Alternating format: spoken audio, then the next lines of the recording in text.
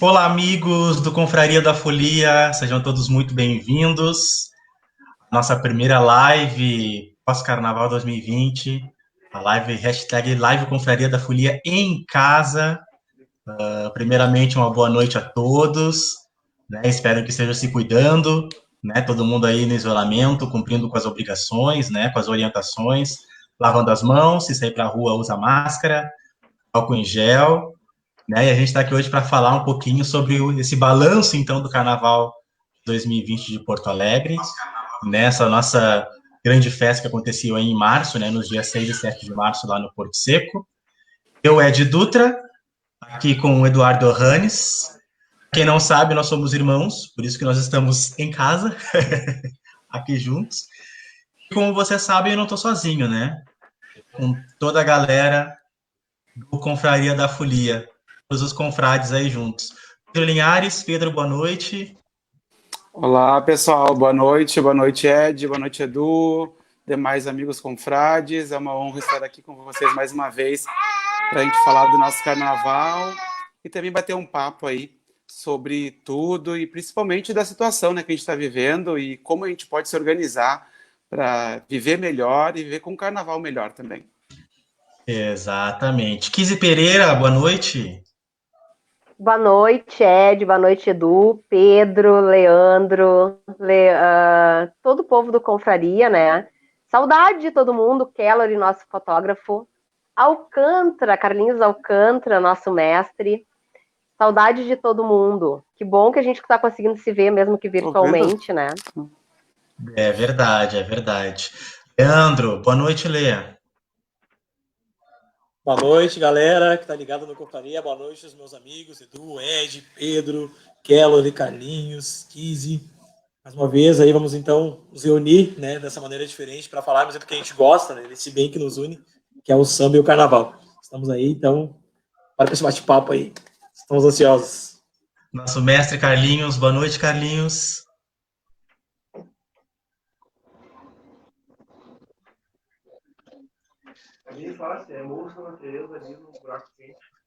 Carlinhos, acho que teu microfone tá no fone, não pegou, não. É? Agora sim, agora foi. Boa noite a todos aí, confraria. Parabéns ao nosso câmera, né? Nosso fotógrafo estava de aniversário aí. É verdade. Então, obrigado, valeu. Vamos falar de samba aí, rapaziada. Parabéns. Vamos. Para quem não conhece, gente, esse rapaz está aí em cima, na ponta direita aí do vídeo, é o nosso querido amigo Keller, que entrou no Confraria agora este ano, 2020. Responsável pelas fotos lindas que vocês acompanharam lá na página, no nosso perfil no Facebook. Keller, muito obrigado pela tua participação. Bem-vindo, então, na primeira live, né, do Confraria da Folia. Primeira live, sim. Obrigado, valeu. Boa noite a todos. Diretamente aqui de Cruz Alta, pro povo, pro mundo. Antes da gente começar, eu também quero mandar um abraço pro nosso querido amigo Mal, né, que ia estar presente com a gente hoje, mas por outros motivos não pôde estar presente, mas a gente aqui deixa um beijo para ele muito forte aí, né, que os dias vão melhorar se Deus quiser.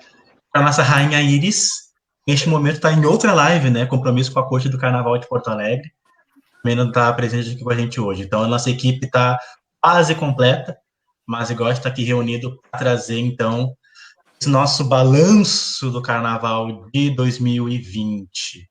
Né? Eu sei que o pessoal estava um pouco ansioso para saber o que a Confraria estava achando, o que a Confraria achou dos desfiles. A gente que fez um trabalho, né, nas lives, analisando as escolas, né, com a presença, inclusive, do Fábio Fabato, foi nosso parceiro aí que veio direto do Rio de Janeiro a dar as suas impressões, né, sobre os desfiles das escolas de samba. Desfile esse que teve como grande campeão Bambas da Urgia. Então, aqui também vai o parabéns ao Pedro, né, que fez parte da vitória da Azul e Branco no grupo Ouro, no Prata Fidalgos Aristocratas. Né, o Confraria da Folia fez a cobertura praticamente dos dois grupos, do Prata e do Ouro. A gente não fez a cobertura do grupo Bronze, né? Então, basicamente, nossos comentários aqui, as nossas análises que a gente fez tanto no Facebook quanto aqui vão ser mais sobre esses dois grupos, que foram os grupos que a gente participou mais ativamente, né? os grupos que a gente teve mais destaque, digamos assim, para estar observando. Eu quero lançar, então, para o grupo, já para a gente abrir a nossa rodada de debates, de troca de ideias, sobre realmente, principalmente, né, um assunto que foi muito debatido, o resultado do carnaval. Né, mas o resultado mais puxando pela parte de julgamento de desfile. Né? O que vocês acharam, analisando também as justificativas que vocês puderam acompanhar depois dos quesitos, né? A gente teve um grupo de jurados e, se não me engano, não era totalmente daqui do Sul, eram jurados de fora, né? E que vieram fazer um trabalho diferente do ano passado, que eram jurados totalmente de Porto Alegre. Então, analisando por este ponto, eu quero saber de vocês, se quiser começar aí, que se aponte, da avaliação do Carnaval, então, de 2020. Como é que vocês viram o desempenho, né, do grupo de julgamento aí do Carnaval? Acho que já posso começar. Fala, Pedro. Posso começar? Vamos lá. Tem vários pontos, né, várias óticas que a gente pode ter sobre a avaliação dos avaliadores. A primeira e que me chama mais atenção é de que, mais uma vez, a gente tem a certeza de que a origem do julgador, do avaliador, do Carnaval, pouco importa para a qualidade do trabalho. Porque sempre quando a gente discute ou fala sobre se o julgamento foi justo ou se foi bom, ele está muito ligado a se as pessoas são daquela cidade, se elas têm proximidade com aquelas pessoas que estão sendo avaliadas, ou ainda a gente se coloca num pedestal para avaliar o currículo das pessoas. A gente que já jogou Carnaval sabe que não é bem assim, não é tão simples entender que a pessoa mais ética é aquela fora daquela região, ou muito menos que a pessoa com mais qualificação é aquela com mais experiência naquele quesito. Né? Isso são umas possibilidades. Então, a gente viu os mesmos problemas de julgamento que a gente via já numa associação que pode ser daqui, ou num grupo de pessoas formadas, em Porto Alegre mesmo, ou do nosso estado. Então, o primeiro ponto que eu tenho a trazer sobre a minha impressão sobre o grupo de jurados é da nossa falta de cuidado, de atenção com os avaliadores, em alguns pontos bem básicos. Primeiro, sinto que os avaliadores não conhecem o julgamento local, né? Não conhecem a forma de avaliação do Carnaval de Porto Alegre e nem também conhecem um pouco do breve histórico do Carnaval da cidade, né? Da condição atual, por exemplo. Isso falo muito baseado nas justificativas que eu li, né? Muito mais dos quesitos que eu entendo. Claro que daí eu tiro desse grupo aí os quesitos musicais e os de dança, que não, até pelo meu corpo vocês conseguem ver que não, a dança talvez não seja tão meu perfil, e pela voz também acho que música também não. E os erros são os mesmos, avaliações muito rasas, né, que não sequer demonstram o conhecimento do manual. Isso é muito grave, porque é aí que dá espaço para criar impressões que geram dúvidas, né, no resultado.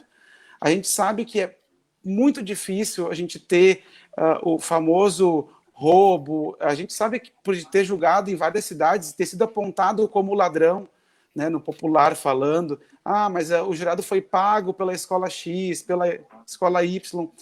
Isso é pouco provável, até porque ninguém tem dinheiro para isso, a maioria das vezes não tem dinheiro, pelo menos. Mas a gente entende e consegue ver claramente a falta de entendimento. Isso seria facilmente aí sanado com uma orientação ou até mesmo alguma instrução mais formal para o jurado, seja ele de Porto Alegre ou não.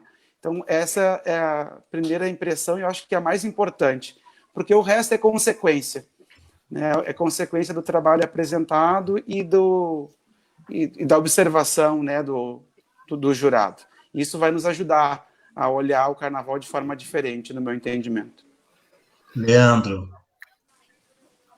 Eu concordo com o Pedro, eu tinha notado até aqui algumas coisinhas, logo que foi formando a pergunta. Eu acho que o principal ponto é realmente a falta de cuidado com o jogador, né? Porque ele vem com uma expectativa, né, de um Carnaval aí macro, né? Chega aqui, a gente encontra exatamente alguns problemas, algumas diferenças, na verdade, né? Dos carnavais aí da região sudeste, carnavais até de outros lugares aqui do Rio Grande do Sul. Eu acho que a coisa tem que ficar mais clara para quem está julgando, né? Um manual que, por vezes, tem parte copiada de outros lugares, não retrata a realidade onde a gente está vivendo, não retrata a realidade do movimento do carnaval.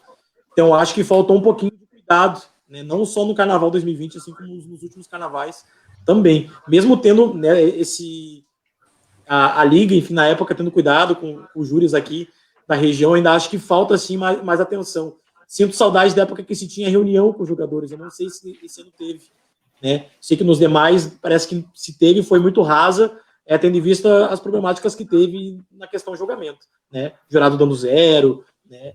Enfim, outras questões aí que não vem ao momento. Mas falando do Carnaval 2020, eu acho, né, complementando aí a fala do Pedro, eu acho que realmente essa falta de cuidado com o júri foi o fator que diferenciou aí na ponta de tabela, por exemplo. Essa é a minha opinião. Pereira, concorda com o Pedro que faltou um pouco desse cuidado com o Pedro e com o Leandro? É que, assim, puxando mais a brasa para o meu assado, que, assim, tentando analisar mais as questões ali das avaliações de dança, que daí agora, depois de anos, agora a gente tem não só mestre sala e porta-bandeira, como a gente tem comissão de frente também, né? Estão me ouvindo? Sim. Pedro, tá ouvindo agora? Kizzy. Consegue me ouvir, Pedro? Consegue me ouvir? Só o Pedro, a princípio, que não. Só o Pedro, a princípio, que não, Kizzy. Tá, beleza. Então, ok. Tá.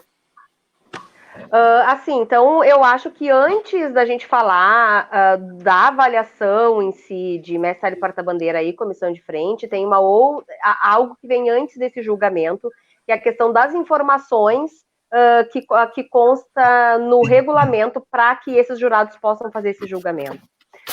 Falando de mestre sala e porta-bandeira, a gente tem ali há 2, 3 semanas do Carnaval, teve toda uma polêmica relacionada a mudanças radicais relacionada a essa avaliação, algo que fez com que os casais de mestre sala e porta-bandeira se juntassem, assim, tendo um grupo no WhatsApp para que se pudesse discutir algumas coisas a respeito dessa avaliação, né?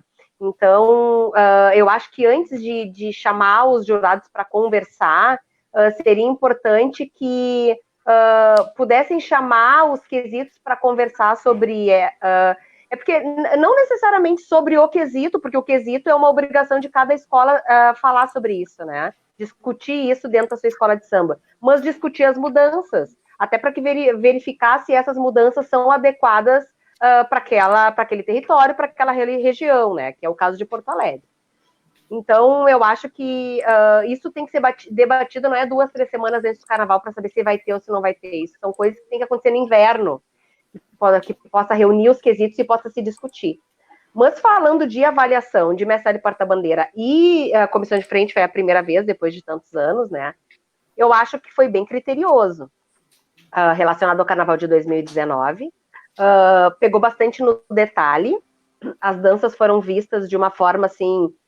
claro que a gente pode dizer que, bom, eu posso entender que daqui a pouco teve uma justificativa que outra, mas a gente está falando aí de muitas escolas, a gente está falando de 3 grupos, de dias intensos, e a gente não pode esquecer que a gente está falando de pessoas, né? A gente não está falando de máquinas aí, mas eu acho que de uma maneira geral, não foi injusto as avaliações, não só de comissão de frente, mas como de mestre sala e porta-bandeira. Mas ficou bem claro que foi pego no detalhe, assim, né? Não houve uma sincronia, ou tipo de comissão de frente, não foram todos os integrantes que conseguiram fazer o passo na hora tal, caiu um chapéu do integrante na hora tal, e isso é importante. Isso é importante até para a gente ter uma noção, porque é isso, a gente tinha um frio na barriga de pensar como é que ia ser esse primeiro julgamento de comissão de frente, né? Será que eles vão olhar? Eles vão olhar mais para a fantasia, eles vão olhar para a inovação, eles vão olhar para o alinhamento dessa coreografia, e eles nem precisaram olhar tanto eu acho que é para essa parte de fantasia, mas só de olhar para uma coreografia, sendo ela de um nível de exigência alto ou não, foi o que pegou. Então, eu acho que isso já é um aprendizado para 2021, que independente do que vai vir, eu acho que é importante vir bem caracterizado, ou pelo menos com uma fantasia que não vai cair nada. Teve muita comissão de frente que perdeu ponto por perda de indumentária e nem perdeu em dança. Mas, ao mesmo tempo, a gente teve questões também que a gente imaginou que fosse ter de alguma forma, né? Questão de sincronia na dança de um grupo, porque isso não é um nem dois, são várias pessoas dançando, na grande maioria delas, a mesma coreografia. Poderia ter tido casos de, era uma coreografia que nem todo mundo fazia os mesmos passos, poderia. Mas a grande maioria eram coreografias que todo mundo fazia os mesmos passos na maior parte do tempo, né? Então, eu acho que a lição de casa para 2021 ficou isso. Eu sei que é difícil esse trabalho anterior ao carnaval, mas é ensaio, ensaio, ensaio, ensaio, limpar a coreografia, ensaio, ensaio, ensaio. E daí eu acho que essa lição fica tanto para mestre e porta-bandeira quanto para a comissão de frente. Muito bem. Até para continuar nesse gancho da dança, acho que o Edu pode falar um pouquinho também do que ele achou. A comissão de frente este ano foi a primeira vez, né, que voltou a ser avaliado, voltou a ser julgado. E o que tu achou da avaliação do quesito, né, para esse primeiro ano? O quesito que, né, por ser o último a ser avaliado, a ser lido as notas, é o quesito, inclusive, que definiu o título do carnaval, né? Boa noite, galera. Seguindo a mesma linha, primeiro do Pedro e do Leandro, falando dessas questões de julgamento, a gente não pode esquecer que primeiro é o regulamento que define e aí depois o júri. E quando a gente traz pessoas de fora, a gente tem que dizer para essa galera como é que a gente quer ser julgado. Aí esse povo todo se preparar para tudo isso. E aí concordando com o que a Kizzy falou, e com o que o Ed está trazendo, da volta da comissão e dessa responsabilidade de ser o último, e ajudou, né, na decisão do campeonato também. Acho que o regulamento, quando se fala no quesito comissão de frente, engessou o julgamento da comissão, porque ele não avaliou a parte criativa e artística, ele avaliou somente, deixou para avaliação somente sincronia, fantasia, maquiagem, tripé, a parte mais estática da coisa, e aí teve as avaliações. No geral, achei muito tranquilo e muito válido o que foi feito de avaliações em todos os grupos. Como a Kizzy falou, não teve, tirando um ou outro, mas na maioria foi uma avaliação muito tranquila, no que o regulamento permitia que a comissão fosse avaliado. Mas vejo muito positivo esse primeiro ano de avaliação das comissões de frente. Mestre Carlinhos Alcântara, a avaliação do quesito bateria, eu acho que foi um dos quesitos, se eu não me engano, onde mais houveram notas máximas, né? Poucas escolas perderam ponto no quesito bateria. Tu falas um pouquinho sobre isso, assim, como é que tu viu a avaliação deste quesito, né, que é um quesito importante, praticamente Porto Alegre, que é muito debatido. O Leandro tocou num ponto aí que antigamente acontecia, que era do jogador vir antes para a cidade, né, para conhecer a bateria. Então, eu em 2015, eu tive que trocar o estilo da bateria para poder pegar uma nota 10. Entendeu? Porque eu sabia que o jogador não iria dar 10 com aquele estilo que a bateria, a bateria é aquilo ali. Em 2015 eu estava no samba puro, então foi criado um ritmo para aquela bateria. Entendeu? E eu tive que tirar aquilo ali. Aí tu imagina, como é que eu vou tirar um ritmo de uma bateria? Imagina como é que não foi. Transtorno que não foi, entendeu? É a mesma coisa chegar na Mangueira lá e eu vou ter que colocar um surdo de segunda. Lá só tem surdo de primeira e terceira, entendeu? Aí fica complicado. E aqui em Porto Alegre esse ano, cara, eu acho que começou ali no grupo bronze. No bronze teve uma bateria só que pegou a nota 10. Né? Uma bateria só, que foi o Filho de Maria. Né? lá do mestre James lá. A bateria pegou, a bateria veio muito boa mesmo, entendeu?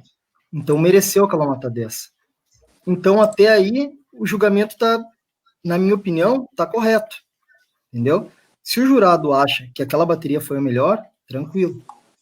Só que aí quando a gente chega no grupo prata, aí no grupo prata o jurado dá 9,6 para uma bateria, entendeu?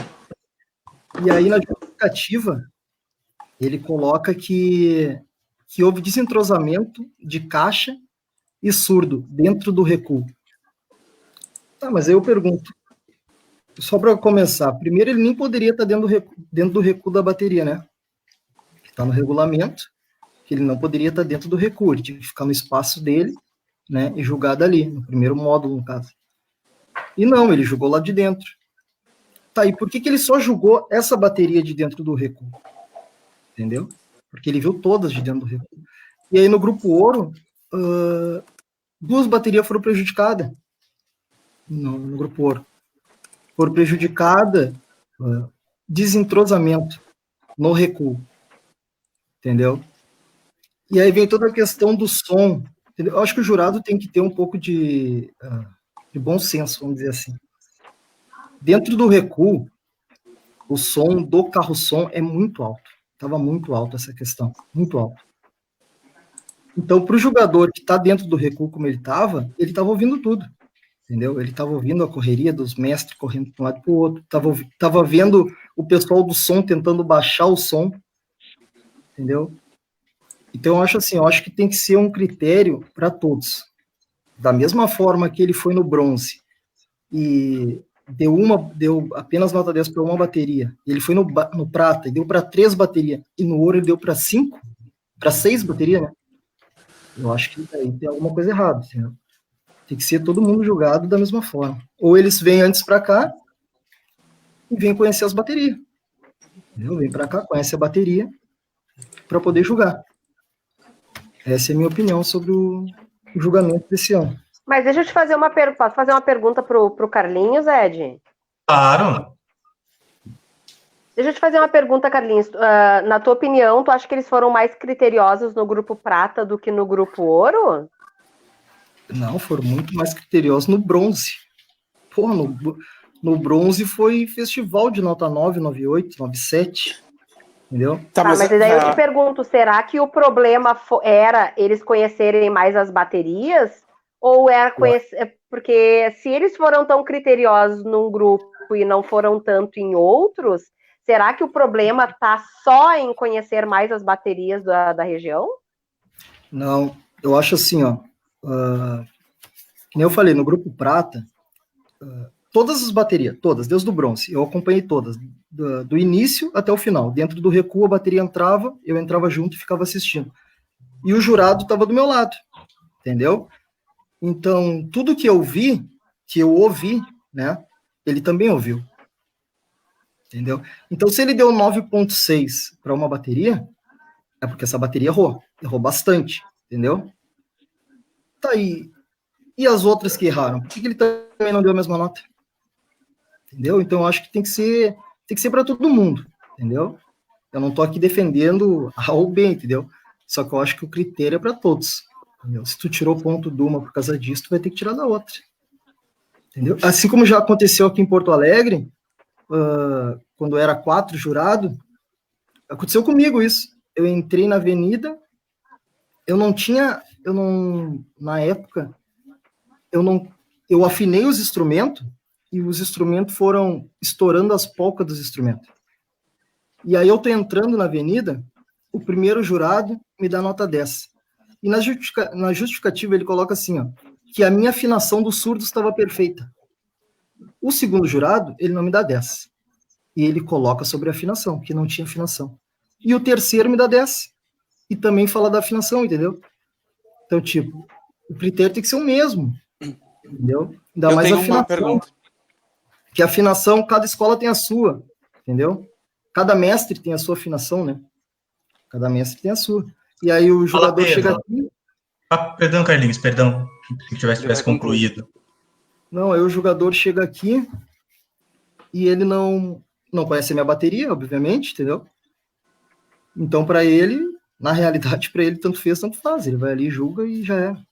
Eu acho que isso tá errado. Eu acho que ele teria que conhecer a bateria. Pedro.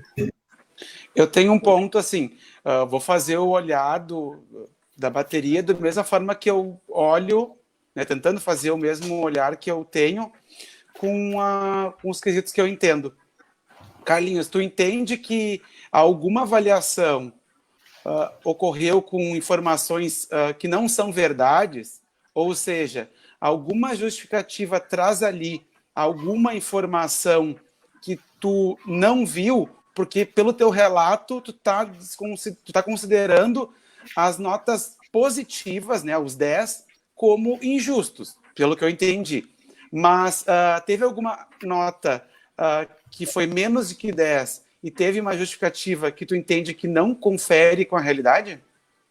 Teve. Porque isso, para mim, isso é um parâmetro. Porque o 10 ele é muito sutil, né? Eu posso não ter visto, pode ser uma questão de percepção, pode ser uma questão de impacto. Isso eu estou comparando com os quesitos que eu entendo, tá? Agora, Sim. quando tu justifica alguma coisa, tu está documentando que aquilo ocorreu e que tu tem como comprovar de uma certa forma, né? Não ficou na subjetividade. Tu viu isso ocorrer? Tu lembra de algum caso para nos mostrar, para nos ensinar também? Eu não discordo de quem ganhou 10. Quem recebeu 10, recebeu 10, entendeu? Só que eu acho assim, ó. Eu vou dar um exemplo para vocês. A bateria do Império do Sol, entendeu? Foi uma bateria que me surpreendeu muito, muito. Eu não imaginava que aquela bateria ali não iria pegar os 10. Entendeu? Eu acredito que foi uma das melhores da noite, de sexta-feira. Entendeu? E a bateria pegou 9.9, porque houve um desentrosamento. No prata, a bateria da Realeza. Foi uma das melhores baterias que passou no prata. Uma das melhores. Entendeu? As melhores foram as que pegaram a nota 10. Uma das melhores foi a da Realeza. Que eu também não vi nada. Não vi erro, não vi nada. Entendeu? E aí a bateria pegou um 9.9 por desencontro no chocalho. Entendeu? Então tem algumas coisas que... o desencontro na entrada do recuo, por exemplo, a grande maioria, aconteceu com a grande maioria, mas isso é a questão do som, entendeu? O som do carro-som tinha muito delay dentro do recuo, entendeu? Então, quando a galera tá na pista, é um som, dentro do recuo é outro. Entendeu? Então, quando tu entra no recuo, o chocalho, por exemplo, eles entram na frente, ele se assusta com aquele som ali. O mestre, quando entra na frente, ele já se apavora, entendeu? Porque o som é muito alto, e tinha delay, o som ia e voltava, e isso prejudicou muito as baterias. Muito. Teve bateria do grupo Ouro, que foi muito prejudicado, por causa do som, entendeu? Antes de eu passar a palavra para o Kellory, ele falar um pouquinho das impressões que ele teve, né, no desfile, dar um abraço para a galera que está acompanhando a gente, né, o pessoal que tem comentado aí na live, Alexander, né, Fernanda Gomes, da Restinga, os Guerreiros estão chegando, esses Guerreiros estão chegando, Jéssica Alves, passista lá da Vila do IAPI, a Rose, Luiz Paulo, Mestre Lipo, né, da Realeza, Vini Machado, intérprete da Imperatriz Dona Leopoldina, tá aí também, Amanda, e a Amanda Rodrigues, nossa querida Bombom, nossa parceira do Espaço Mulheres de Fibra, obrigado pela audiência, Marquinhos Leal, da Imperatriz, rei da bateria da Imperatriz, Tom Alves, né, Paulo Ricardo, Luiz Augusto Lacerda trouxe aqui uma informação, né, trouxe a opinião dele sobre a questão dos jurados, né, que ele traz aqui dois problemas, né, a questão dos jurados não serem anunciados com antecedência, né, a gente também não acaba nem tendo o currículo dos jogadores, né, com antecedência para a gente saber as suas qualificações, inclusive, e os critérios, né, que ele cita ali para julgamento e despreparo atestado nas justificativas. Eu acho que o Pedro trouxe uma uma questão que eu achei bem pertinente, né, dentro dos quesitos aí, também falando dos quesitos que eu entendo, que é quase que os mesmos que o dele, que é do módulo do plástico visual, e eu acho que o Pedro também pode comentar isso, que principalmente o quesito tema enredo, que é um quesito que trabalha muito, né, concepção e realização, assim como alegoria e fantasia, concepção e realização, a gente quase não tem as notas, as justificativas das escolas, pelo menos, que perderam, de concepção, né? O jurado quase não avalia a estrutura, o argumento, a mensagem que a escola quer passar. O jogador acabou virando muito um checklist, né? Tá vindo ali, tá no papel, tá aqui, ok. Ele não interpreta muito, ou quase não interpreta aquilo que vem, né? E eu acho que isso acaba sendo até uma reivindicação antiga que a gente vem fazendo, mesmo tendo as notas 10, mesmo tendo notas, né, consideradas positivas, ainda assim acaba sendo uma reivindicação, porque nivela tudo muito para baixo, né? Não sei se tu concorda comigo nesse sentido, que assim como quem ganhou 10 e quem não ganha, acaba sendo nivelado no mesmo tom ali. Porque não se tem um detalhamento do que foi realmente avaliado. Acho que isso também entra no que o Gugu acabou de dizer. Eu entendo o que o Gugu falou e consigo ver isso que ele falou no quesito enredo, tá? Nos demais, eu acho que não é bem assim. Isso é minha opinião pessoal. O quesito enredo em Porto Alegre ele pode ser trocado por logística, porque ele só avalia se a escola traz o que está no material. Ninguém, até hoje, em Porto Alegre, pelo menos, e boa parte do Carnaval do Interior e outros estados, exceto Rio de Janeiro e São Paulo, né, esses grandes eixos do Carnaval, fazem a avaliação do conceito do enredo. Todos os demais vão fazer o quê? Uma conferência da logística da escola. Então, o quesito enredo ele se torna um quesito que ele simboliza o 10 se a escola trouxe tudo o que está no material entregue aos jurados, somente. Ou seja, isso não é o enredo, somente. Me passa a impressão de que não há uma leitura, nem sequer um entendimento da proposta da escola, que é o que está disposto no material entregue aos jurados, ou seja, pouco importa a qualidade desse material. Falo muito pelas minhas experiências, né, acredito que as tuas também no Carnaval, enredos que eu fiz foram mal avaliados, né, foram notas que não foram 10, e eu vou ler a justificativa, ausência da ala 2, inversão da ala 4 com tripé. Isso é uma pequena parte do enredo. Então, todo o meu trabalho de estudo, análise e pesquisa e o impacto disso sobre o desfile vai por água abaixo. Isso para mais e para menos, né? Acontece no 10, porque se a escola vem toda certinha, eu tiro 10 e acabou. Então, a minha grande observação é essa. Para mim, o quesito enredo ele é muito mais para um administrativo da escola. Né? Então, se eu pudesse alterar alguma coisa nos quesitos, que eu entendo, seria esse. E também no plástico visual, que também tem o mesmo processo de conferência. 9.8, existia uma sacola na alegoria 2. Uma coisa que qualquer mero mortal observa. Só que a questão do impacto dessa sacola na alegoria, ninguém entende, ninguém estuda a cromática das cores, né, da composição do desfile.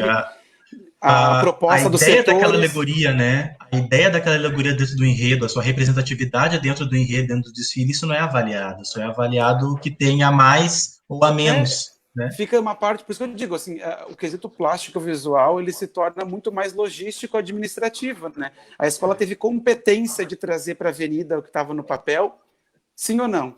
Se foi sim, é 10, se não foi não, eu vou olhar os erros. Mas agora o impacto disso para o todo, ninguém observa.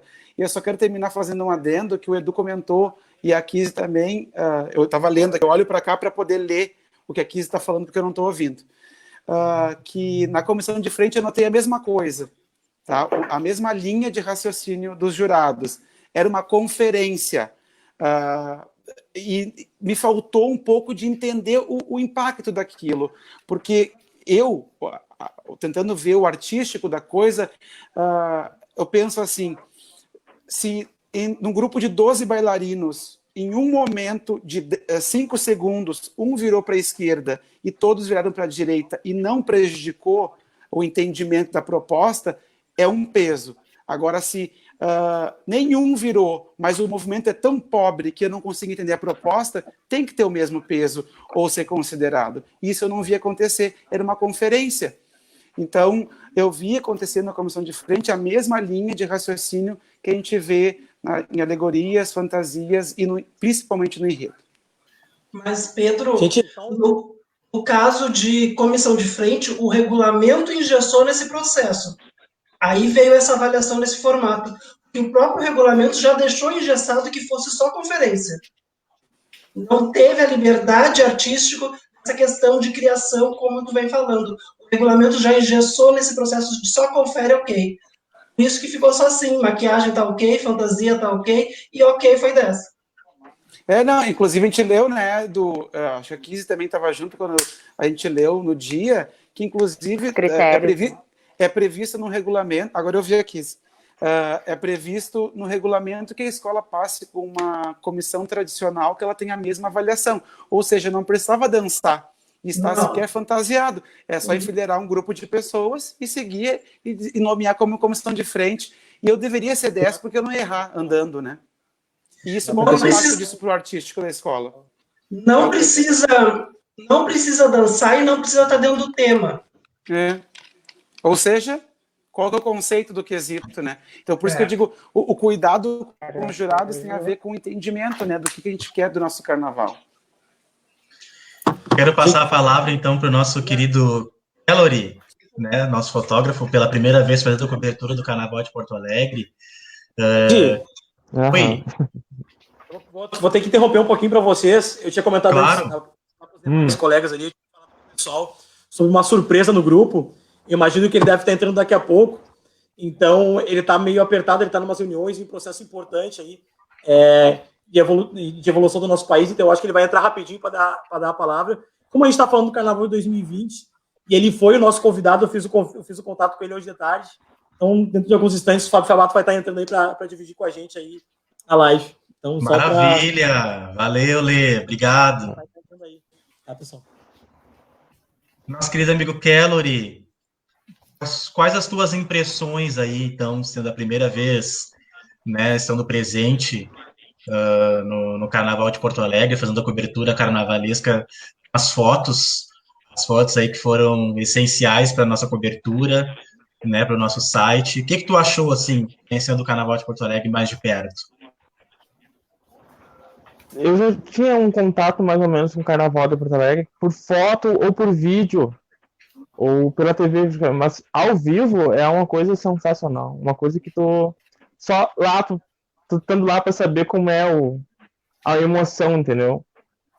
Mas eu achei maravilhoso, inteiro, assim, o Carnaval, porque foi o meu sonho, era o meu sonho desde quando eu comecei a fotografar Carnaval, assim, sabe?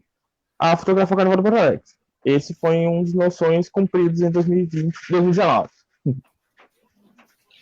O que é de Cruz Alta, tu já teve experiência de trabalhar em Cruz Alta, né? O que tu achou que tu pode ver de comparação, assim, com Porto Alegre e Cruz Alta, alguma diferença? O que tu achou que as duas se parecem? Não. Aqui o Carnaval tá um pouquinho, pouca coisa só abaixo, pouca coisa do Porto Alegre, mas as fantasias, pessoal, a harmonia, tudo tá quase idêntico aqui de vocês, mas aqui tem muita coisa para melhorar ainda. Maravilha. Vamos ver quem tá chegando? Vamos ver quem tá chegando aqui.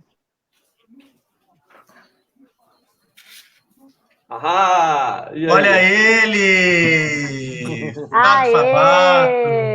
E aí? Olá, bem-vindo. Tudo bom, galera? Prazer estar aqui com vocês. Saudade de vocês. Acho que foi o último momento da minha vida que eu saí de casa, foi para ir para Porto Alegre. A gente já A gente percebe a diferença da temperatura pela roupa do Fabato com a nossa. Total, né? Já disseram que vocês já mandaram essa frente fria para cá e que ela chega no domingo. Então ela está chegando, tem que aproveitar. Fábio, né? Acho que primeiro agradecer pela tua participação, agradecer ao Lê pelo contato aí, pela tua disponibilidade. A gente fica muito feliz, né, que tu esteja aqui com a gente, né, nessa primeira live aí do nosso site. E tu já escreveu sobre isso, né, para a gente também, sobre as suas impressões sobre o carnaval. Mas acho que agora pode falar um pouquinho para o público que está acompanhando a gente, como foi para este carioca, né, sair do Rio de Janeiro, vir para o Sul, passar por uma elevação de temperatura drástica no mesmo dia. E o que tu achou, então, do Carnaval de Porto Alegre, né? Essa primeira impressão aí. Primeira vez, inclusive, que tu acompanha o Carnaval de Porto Alegre de perto mesmo, né? Exato. Então, primeiro tem a coisa que une todos os carnavais, né? Que é essa coisa da paixão, de como, se não tiver paixão, se não tiver afeto, se os sambistas que fazem, enfim, é o afeto que move. Então, a gente luta contra o poder público que não apoia, contra tudo. E vocês são uns bravos. Eu fiquei impressionado porque é uma grande saga mesmo para aquilo sair, né? E o que mais me impressionou, sem dúvida alguma, é o complexo sambístico que vocês têm, o complexo do Porto Seco.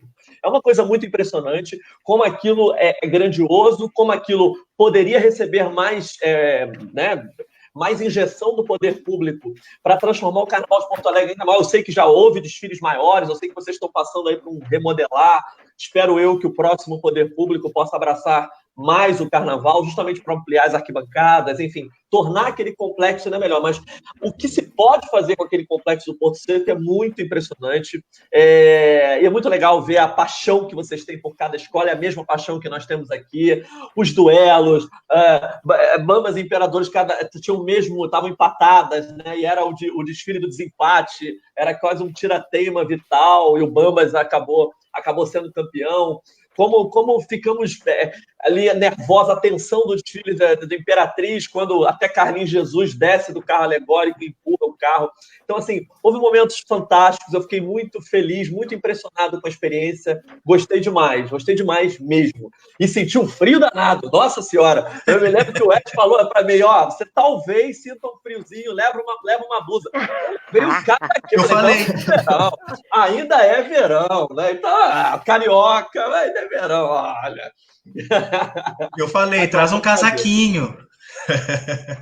Não, e assim, ver o trabalho de vocês é um trabalho muito lindo. Eu sou muito apaixonado por trabalhos de jovens que se envolvem com cultura popular, e é uma coisa que a gente gosta de fazer aqui. Porque, nossa, a cultura popular é uma coisa tão desvalorizada no Brasil afora. A gente tem um espetáculo do samba, porque é um espetáculo com raízes africanas, porque luta contra um país que é um país preconceituoso pra caramba. A gente vai contra toda a corrente, sobretudo no atual momento, que é um momento absolutamente esquisito que a gente está vivendo. Então, assim, é uma saga heróica, e vocês são heróicos de fazerem isso. E achei a confraria o máximo. Eu tô sem camisa da confraria, juro que eu procurei, porque eu não tô na minha casa, eu tô na casa dos meus pais. Eu vim para cá para auxiliá-los nessa coisa de mercado e tal, e eu tô de home office. Então eu não tô em casa, senão eu teria vestido o uniforme, porque eu já me sinto um confrade também. Oh, maravilha, maravilha. Querido! Vou te usar mais um pouquinho, então. Pode usar mais um pouquinho, tranquilo. Tá aí com a gente. Eu tenho mais uns 15 minutinhos, que eu vou entrar numa reunião de trabalho, mas dá tempo. Pode ficar tranquilo. Maravilha. Bom, como tu falasse aí, aqui a gente está retomando, né? A gente está buscando de novo essa retomada de um carnaval, enfim, e acaba sendo muito parecido, inclusive, com a luta que o Rio de Janeiro está tendo de manter o seu carnaval, né? Exato. Não ter essa decadência aí. Eu acho que tu pode traçar um paralelo de Porto Alegre e Rio de Janeiro, dadas as devidas proporções, mas que ambas possuem as suas dificuldades aí muito similares, assim. Porto Alegre tem muito carnaval, muito de gueto ainda, né? Dos pretos, dos pobres, para os pretos e pobres, continua sendo muito isso. O Rio, o turismo, já tem toda uma questão comercial, econômica envolvida, mas que também segue atacado. Então, a questão não é nem só turismo, não é nem só a visibilidade, né? É algo realmente focado no preconceito de sufocar aquelas culturas, independente do resultado financeiro ou visual marqueteiro que elas podem trazer para a cidade, né? Exatamente. Ontem participei de um debate com a Bárbara Pereira, que é uma outra pesquisadora de carnaval ligada à mocidade e tal, e a gente estava conversando exatamente isso, como a dinâmica do carnaval, primeiro é uma dinâmica de resistir para existir, né? Porque o carnaval do Rio de Janeiro, assim como acontece com Porto Alegre, as escolas de samba surgem, né, a partir de zonas afastadas dos investimentos públicos, essa é a verdade. Então, assim, as escolas surgem como um abraço sociológico, um abraço de afeto, com relações de pertencimento, de transmissão de saberes, para que pessoas existam, pessoas possam gritar as suas dores, pessoas possam se expressar, falar, e tudo pela via da cultura popular e da arte. Então, no Carnaval do Rio de Janeiro, obviamente, a gente está mais avançado, porque se tornou o suposto maior espetáculo da Terra. Pelo menos na avenida, ele é o maior espetáculo da Terra. E isso é muito bacana. Agora, toda a lógica de construção dele, o carnaval não é só avenida, o carnaval vive de ano inteiro e vive de comunidades muito pobres que não são abraçadas pelo poder público e que, num momento como esse de pandemia, a gente percebe o quanto elas precisam de apoio. Faltam hospitais públicos, falta toda uma rede de entorno para elas. Então, assim, a gente tem um espetáculo grandioso, um espetáculo transmitido para 500 milhão de pessoas mundo afora, mas que a estrutura de formação é absolutamente mambembe. Não se enganem, o Carnaval do Rio de Janeiro não é apenas aquela maravilha que nós temos no Sapucaí. Nós temos toda uma construção de antes que exige participação popular, é a força motriz preta que faz o carnaval caminhar. Ele é lindo e ele é negro. Agora, nesse exato momento, isso está sendo atrapalhado justamente pela pandemia. Então, toda a questão do cronograma de carnaval, o grande medo que a gente tem, primeiro vai ter carnaval? Isso é uma grande interrogação para todo e qualquer sambista. A gente não sabe se vai ter carnaval, então todo o processo de construção do espetáculo está paralisado até aqui. E o que atrapalha nesse momento é que sempre tem as feijoadas, os eventos, os encontros, todas as relações de pertencimento, de transmissão de saberes, as relações sociais que envolvem a escola de samba. E nesse momento isso não está acontecendo. Então, a gente já tem pelo menos o começo de cronograma bem atrapalhado. A Mocidade Independente, que é a minha escola, já lançou o enredo dela, em teoria, e a Mocidade mesmo já declarou, então eu posso dizer uma boa, eu fiz a sinopse do enredo. O enredo vai ser sobre Oxóssi, o orixá de cabeça da escola, o orixá para quem a bateria toca. Mas a Mocidade não vai lançar a sinopse enquanto não houver uma decisão sobre vai ter carnaval ou não, se vai ser liberada aglomeração ou não. Então, toda a dinâmica de construção da festa tem uma grande interrogação. Ainda dá para esperar um pouquinho? Creio que dá, porque tem escolas que só decidem enredo em agosto. A dinâmica começa mais em setembro. Mas nós estamos... claro que a comunidade do entorno das escolas, abarcadas por elas, que recebem um abraço afetivo das escolas desde os anos 20, essas comunidades estão sofrendo muito. Então, assim, sem dúvida alguma, nesse momento de pandemia, a gente vê o quanto o samba ele é deixado de lado, o quanto esse patrimônio brasileiro, esse patrimônio imaterial brasileiro, não recebe o apoio do poder público. A mesma coisa que acontece aí, obviamente, aí vocês ainda lutam, às vezes, para existir mesmo. Houve ano que não houve desfile. Isso é muito mais complicado. Aqui a gente ainda não lida com essa questão, a não ser por causa de uma pandemia que atrapalha o carnaval. Mas o espetáculo da avenida não corresponde ao dia a dia. O dia a dia é um dia a dia de luta, é o dia a dia de uma comunidade que não tem apoio. E, sobretudo, nesse momento, com um prefeito neopentecostal insano, que eu espero que não seja reeleito, mas que vai tentar ser reeleito e vai tentar, novamente, atacar o carnaval da cidade do Rio de Janeiro. Posso mexer rapidinho com uma pessoa? Eu queria saber se o Pedro Linhares ficou muito metido depois que foi campeão. Ele ficou muito metido? Ou ele está tranquilo? Ou ele tá tranquilo? Ele ficou muito metido que ele ficou campeão. Não tô metido, não. Chato eu sempre fui. Perdendo ou ganhando chato eu sou. Mas a gente fica feliz. Feliz a gente fica, né? Realizado. É um trabalho. Tu sabe o quanto é difícil. Realizado. Acho que nem é feliz, é realizado mesmo. Sem dúvida. É só para implicar com o campeão. Só para implicar com o campeão. Então é uma forma engraçada de falar parabéns, entendi. Obrigado.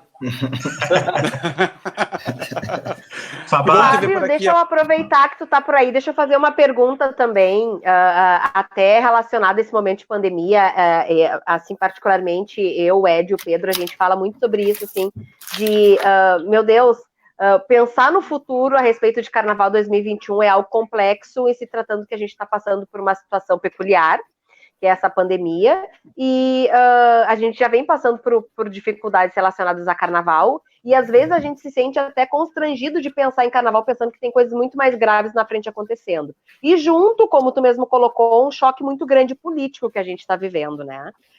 Então, assim, no teu entendimento, pelo que tu está vivendo hoje no Rio de Janeiro, que é um dos maiores focos de pandemia no Brasil, tu acha que existe a possibilidade de não ter Carnaval por conta da pandemia?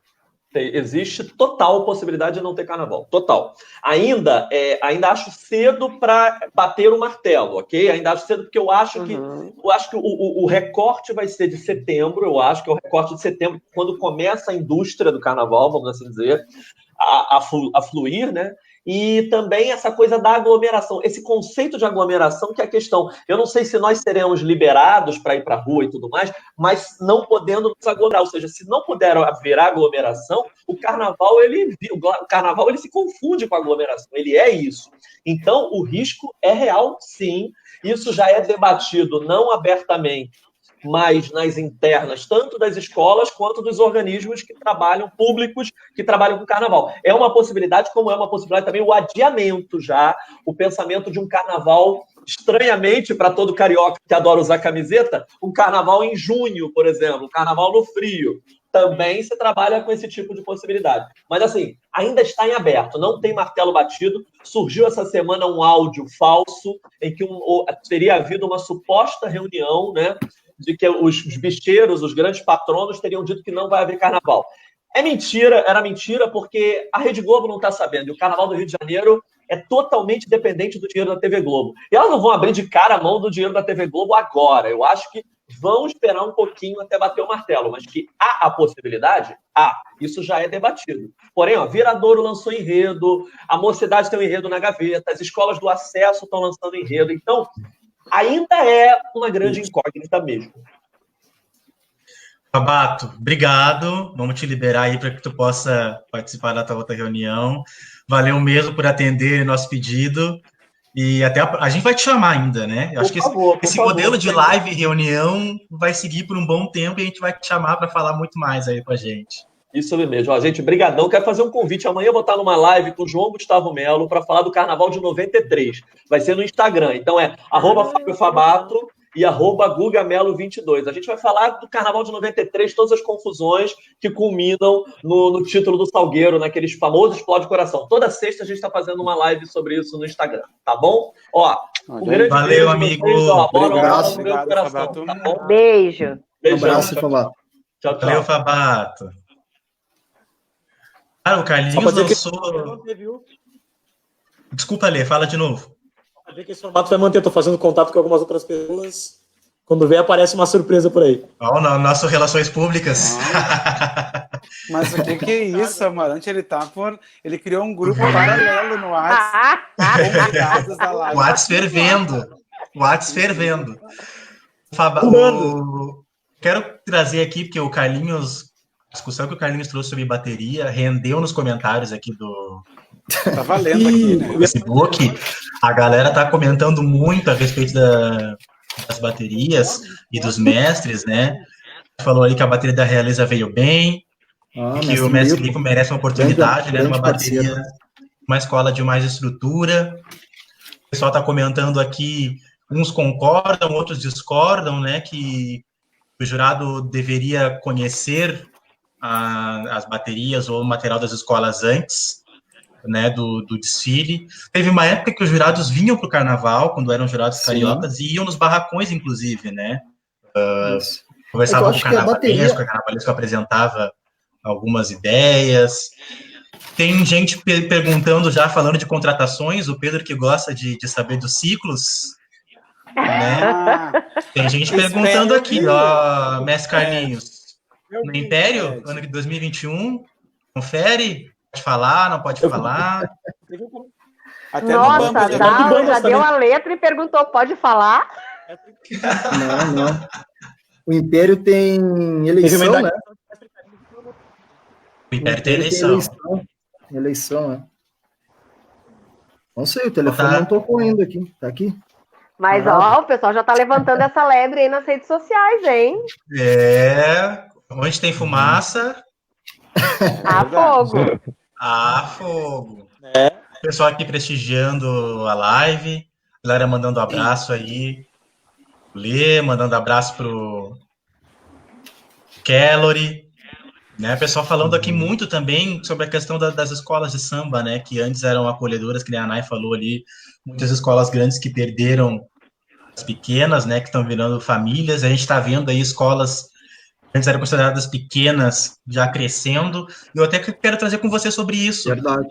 Nós tivemos este ano retorno do Acadêmico de Gravataí, né, para os desfiles. O Gravataí que ficou praticamente 2 anos sem desfilar, né, 2018, 2019.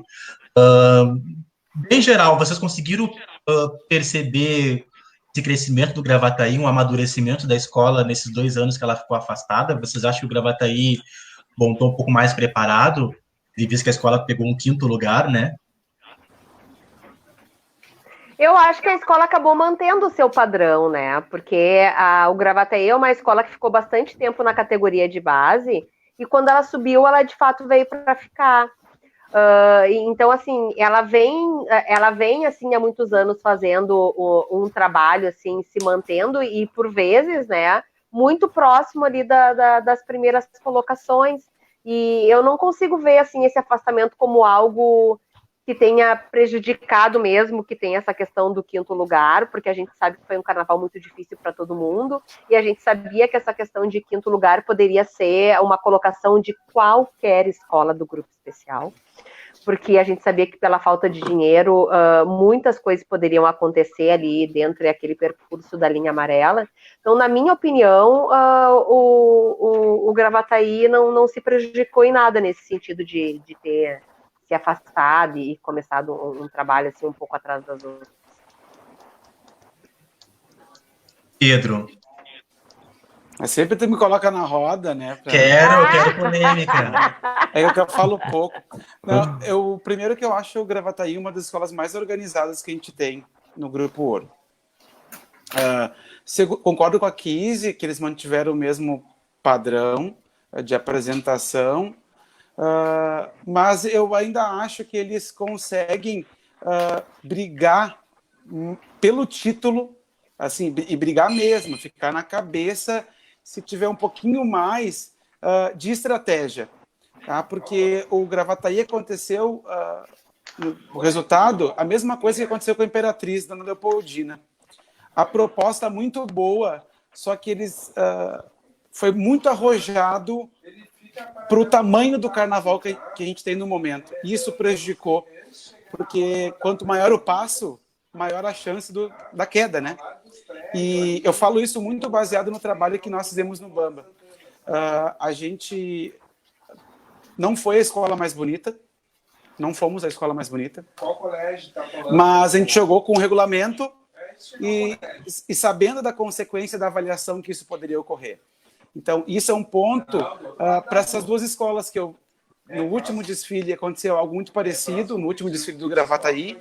A proposta era excelente, eu lembro do desfile do Chacrinha, era muito bom, muito criativo, muito carnavalizado, mas a proposta aparentava ser maior do que a escola poderia de fato entregar. Isso prejudica um pouco, daí quem faz o feijão com arroz acaba chegando no 10, e quem arroja mais, quem arrisca mais, é penalizado. Tem a ver com aquilo que a gente comentou antes, né? Infelizmente, essa avaliação rasa faz isso com as escolas. Então tá até pegando esse gancho do que o Pedro está falando, assim, de que fazer um feijão com arroz bem feito, né? Daí eu coloco essa pergunta na roda, assim, porque nas grandes rodas de carnaval, passado a última escola desfilar no sábado, era que as postulantes ao título seriam Imperadores do Samba Estado Maior da Restinga. E veio uma terceira postulante, passou na frente das 2 e foi a campeã do carnaval. Na opinião de vocês, o que fez a diferença, né? Para que essa escola que não estava apontando tanto quanto postulante foi lá e traçou esse título? Para mim, posso falar? Claro. Pode. Para mim foi a garra. O Bamba entrou, parecia que era o último desfile da vida, entendeu? E tu via todo mundo cantando, e era todo mundo mesmo. Criança, senhora, tu olhava o último carro alegórico lá em cima no topo, a pessoa tava cantando o samba, entendeu? O Bamba entrou incorporado mesmo na avenida. Então isso aí transmitiu, né? Passou pro jurado, deu o título, campeão. Tu, Ed, qual a tua opinião a respeito disso? Eu estava com o pessoal da ABC, né, na rádio, eu estava comentando sobre o carnaval, e também, na verdade, eu coloquei como, né, Bambas, Restinga e Imperadores, eu havia posto Bamba junto como uma possível candidata ao título. Pelo que eu vi, no desfile, eu achei o Bambas bem técnico, inclusive, né? O feijão com arroz muito bem feito. Como o Pedro falou, não foi a escola mais bonita, não foi, né? Realmente não foi a escola mais bonita. Mas foi uma escola que, para mim, cumpriu com aquilo que se pedia, né? O regulamento pedia tal situação, o foi lá e levou tal situação. Dentro da forma como a gente falou anteriormente, de julgar, Bambas cumpriu com o que se pedia, né? E aí foi a campeã. Das escolas que eu vi, mesmo sem ter lido, sem estar acompanhando a sinopse da escola ali em mãos, foi a escola que eu mais consegui entender o enredo. E a gente conseguia entender o enredo do Bambas justamente isso, né? O passado, o presente e o futuro. A escola veio muito bem dividida nisso. Mérito do Pedro, mérito, né, da Fábio, do Ed, de todo o pessoal que trabalhou no Barracão, de construir essa narrativa, porque, para mim, em termos de enredo, foi uma das escolas que melhor traduziu a sua proposta, né? E junto com isso que o Carlinhos falou, o Bamba entrou 8 e pouca da manhã, o sol a pino na cara, então, tipo assim, somos a última escola, seja o que Deus quiser, 80 anos e vamos embora. E isso a escola conseguiu, para mim, passar legal. Então, eu já botava o Bambas como uma das favoritas, não era junto com Imperadores e com Restinga. Foram realmente as escolas que, para mim, fizeram os melhores desfiles do ano. E de todas elas, para mim, foi a que melhor conseguiu entregar aquilo que o regulamento pedia, né? Em todos os sentidos, de ponta a ponta.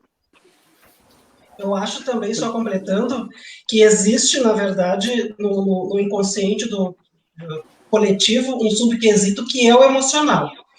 Eu vejo que a Restinga fez um desfile de empolgação às 7 da manhã, só a pino, gritando e empolgando total. E o Bamba veio com uma carga emocional muito forte. E eu acho que esse encerramento emocional do Bamba emocionou a todos na avenida, inclusive os jurados. Acredito sim que essa parte pesou muito essa questão do Bamba e do conjunto de coisas, né?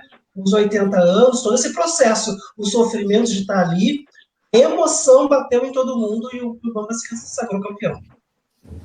Leandro, concorda?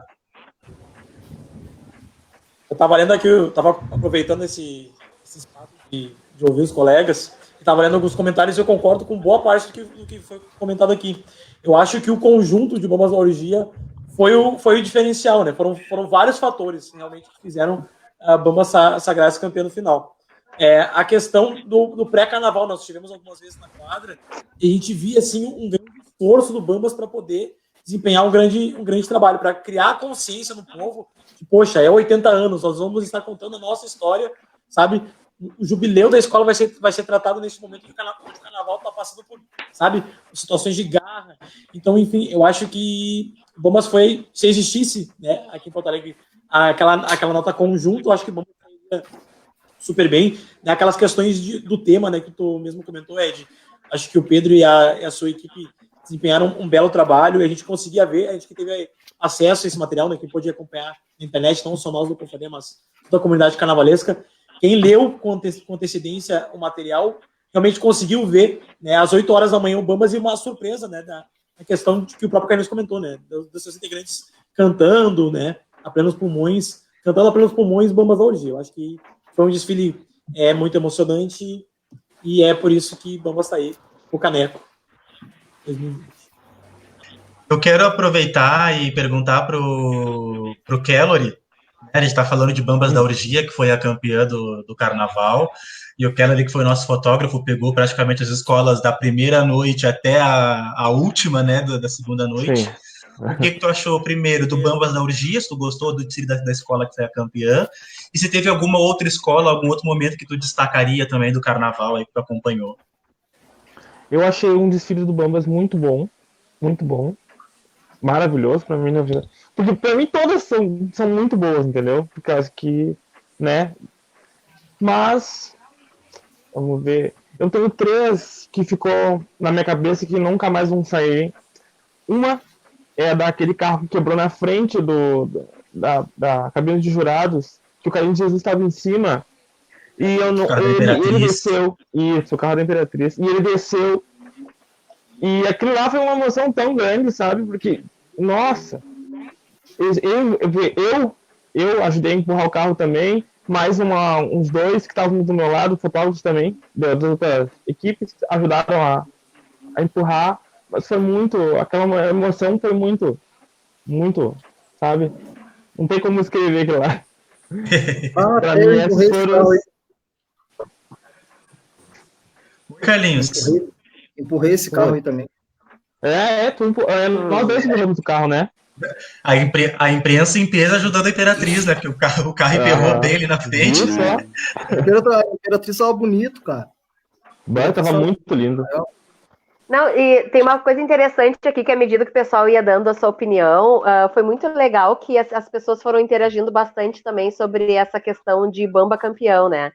E é muito legal que é os comentários que fazem isso, né? Porque, por exemplo, o Gugu colocou que foi o desenvolvimento da bateria, que a bateria foi muito bem. A Catiane colocou que foi a comissão de frente. Tiriri falou que foi a emoção. Uma outra pessoa também falou que foi a emoção das pessoas. Então, cada um colocou uma coisa da escola. Então, é legal que isso, a gente tem um entendimento que o todo da escola fez com que chegasse a esse campeonato, né? Com certeza, para mim o conjunto foi... Né? É arroz com feijão bem feito, né? São os ingredientes, né? Aquele temperinho diferente, aquele segredinho, eles souberam utilizar bem esses elementos. Então aí, um tipo de ingrediente. A gente está falando da campeã e eu quero agora também trazer polêmica. Mais? Para a live. Porque eu quero trazer o caso da Vila do IAPI, que foi, né, infelizmente, né, uma das surpresas de resultado negativo no Carnaval. A Vila que enfrentou aí essa questão da entrada da escola no desfile, né, onde a organização do Carnaval, né, o ESPA, enfim, o CEGAPA, responsáveis, né, pelo gerenciamento ali do Carnaval, declararam que liberaram a escola para poder ficar organizando, né, seus destaques na alegoria, né, que ela pudesse depois desfilar. E a gente vê que a escola não teria penalidade com relação a isso, né? Então aí, se eu não me engano, a Vila ficou 26 minutos, 26 ou 25 minutos, se eu não me engano, 24 minutos, uma coisa nesse sentido, na concentração, já com o samba da escola rolando, né? E com a garantia de que não seria penalizada. E na apuração, né, no domingo, a gente tem a surpresa da penalização da Vila do IAPI, né, quase 3 pontos aí, a última colocação e, consequentemente, o rebaixamento da escola. A gente fala muito, né, na questão... A gente não, muitas pessoas comentam a questão de virada de mesa, né, na hora. Eu quero saber, então, dos confrades, o que vocês acham que isso vai desembocar para o futuro? A Vila do IAPI pode realmente continuar? A Vila do IAPI deve se cumprir o regulamento, ser rebaixada? Vocês acham também que essa omissão, inclusive, da associação, da organização do desfile, né, da UESPA e da UESEGAPA, que para mim é um ponto falho nesse sentido da organização, de não trazer um parecer do porquê que a escola foi penalizada, então, já sendo que a mesma organização havia dito que não iria penalizar. Eu queria que a gente comentasse sobre isso, porque, querendo ou não, é uma escola de tradição, mas independente da bandeira da escola, é o regulamento ali que acaba sendo prejudicado, né? O regulamento que engloba todo o carnaval. Queria que vocês falassem sobre isso, quem quiser abrir aí, eu bem para a roda. Tô vendo chamas aqui, tô vendo fogo aqui do meu lado já. Dá até um calor aqui. Silêncio. Não, mas assim, ó, eu acho que tem uma coisa que é realidade, tá? Existe um fato que foi colocado para eles no início do desfile, existe um fato que foi colocado no momento da abertura das notas. E aí existe uma polêmica que está aí até hoje, né? Lá no início eu já falei que antes da gente falar de jurado, a gente tinha uma questão de regulamento para falar que é muito séria, porque as coisas são colocadas muito em cima da hora. Então, assim, se é colocado em cima da hora, as coisas ficam nebulosas e ficou nebuloso para todo mundo, inclusive nessa discordância entre organização do evento versus escola de samba, e alguém saiu muito lesado, que no caso foi a União da Vila do API. Existe, sim, essa questão de que está se vendo a possibilidade de recurso, né, para que a escola possa retornar no Carnaval de 2021 no grupo especial. Então, de verdade, eu não me surpreendo se isso de fato vier a acontecer. Leandro. Então, eu estava fazendo algumas anotações aqui. Eu tive a oportunidade de conversar com alguns integrantes da escola, debater muito sobre esse assunto, inclusive. É muito complicado conversar esse tipo de assunto com pessoas que são camisa, né? É muito difícil tu pegar e tentar usar aquele lar carnavalesco, né, 100% para tratar do assunto quando é ali o teu time do coração, tua escola do coração que está perdendo. Mas uma coisa que eu acho que nós temos que cultivar as boas tradições, sabe? E a gente está perdendo isso. Se acontecer essa virada de mesa da União da VTPI, não vai ser a primeira vez e nem tão distante da realidade do nosso carnaval. Nós tivemos isso nos carnavais muito recentes.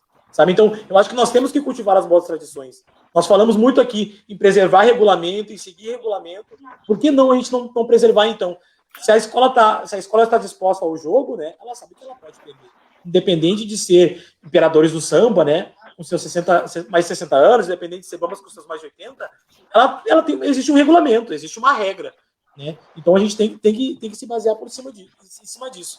E cultivar as boas tradições é primordial. Eu sempre trato isso muito com os meus colegas, e quando a gente trata de carnaval, a questão de dar valor ao seu próprio nome, sabe? Então, tipo assim, tu acaba te desmerecendo, às vezes, por um sabor que poderia ter sido resolvido. Eu acredito que sim, se a escola teve autorização, né, da União das Escolas para poder fazer o carnaval do jeito que estava, assim, a União voltasse. Tipo, tem aliás, algumas fotos que foram divulgadas na internet, né, algumas comprovações. Eu acho que sim, tem o direito de voltar. Mas, né, se por acaso isso aí não for o suficiente, infelizmente, pelo andar da carruagem, algumas coisas que eu estou escutando pelos bastidores, a possibilidade da União da VDPI passar no carnaval 2021, enfim, carnaval 2022, né, o próximo carnaval, é muito grande, né. É uma pena, porque realmente, enquanto a gente estava na cabine de imprensa, eu tive um impacto, né, visual com a vila, né, vista de longe. Depois fui lá na concentração para ver a problemática.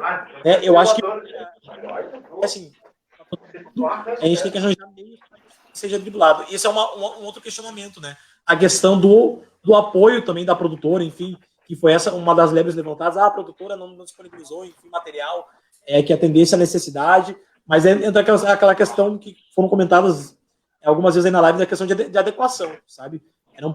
Nós estávamos vindo um processo muito, muito dolorido de não ter carnaval, sabe? Eu acho que as coisas vão galgando, tem que ser galgando passos devagarinho, sabe? A gente não pode comentar assim de um ponto, porque senão vai acabar dando problemas, assim. Carlinhos, o que tu acha dessa questão da Vila do API? É complicado. Isso é complicado. Eu já ouvi de tudo.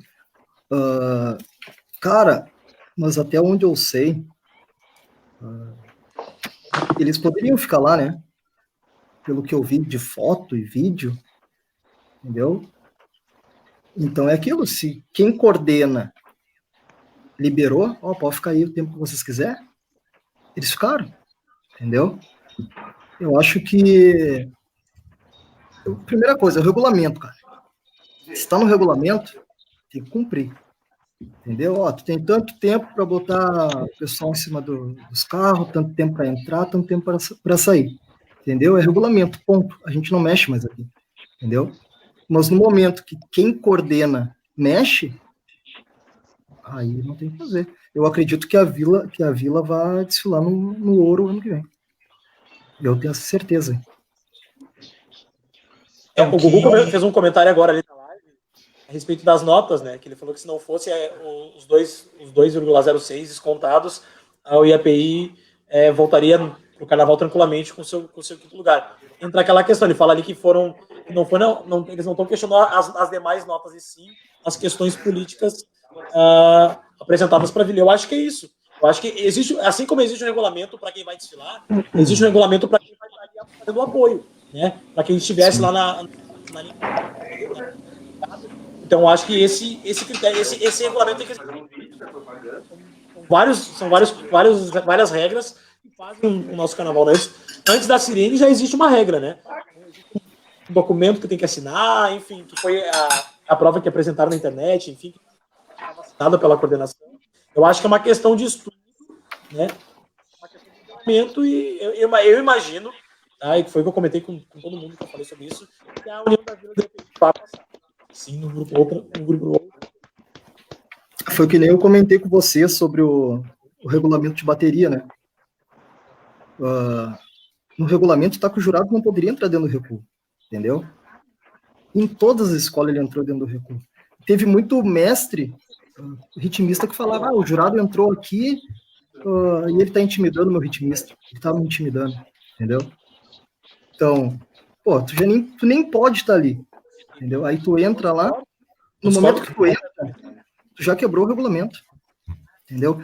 É que isso aconteceu com essa escola, vamos dizer assim, pequena, que não tem tanta força, entendeu? Eu queria ver se fosse com a escola grande, entendeu? Ele dá um 9.6. Mas eu acho que... Já imaginou um Imperador ganhando 9.6? Um Bamba? Isso aí não ia ficar assim, entendeu? Não ia ficar assim. Mas o que ia acontecer, Carlinhos? Não vai acontecer nada, não tem como dar nota. Eu já acho que é uma... Eu não estou ouvindo vocês aí. Não. O que eu acho que é uma questão do regulamento mesmo. Isso é o regulamento. Regulamento.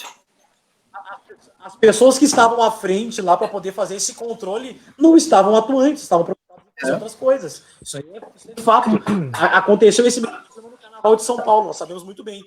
De lado que estava dançando na cabine. Essa pessoa provavelmente não vai jogar mais lá, né? Porque ela não apresentou uma conduta ligada ao seu cargo. Eu acho que a gente está tocando nesse assunto, eu acho que é isso mesmo. O problema é o regulamento. Nós temos uma cópia.